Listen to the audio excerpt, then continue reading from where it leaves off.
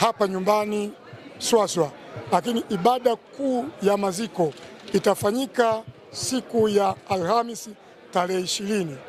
Itaanza mapema sana, muda na nyakati tutatangaziwa katika viwanja vya Chinangali Park. Nipo ibada ya mazishi pamoja na kuaga mwili wa ndugu yetu mpendwa vitafanyika pale, alafu kisha kwa pamoja tutakwenda kuupumzisha mwili wa mpenda wetu katika makaburi yaliyopo Kilimo Kwanza Ipagala. Taarifa za kitabibu pamoja na taarifa za kipolisi hazijapatikana kulingana na taratibu za hospitali. Siku ya leo zilikuwa hazijakamilika. Kesho majira ya saa 3 asubuhi tutakuwa mahali pale kwa ajili ya kupata taarifa kamili za kitabibu, nini kilichosababisha ndugu yetu umauti kumkuta.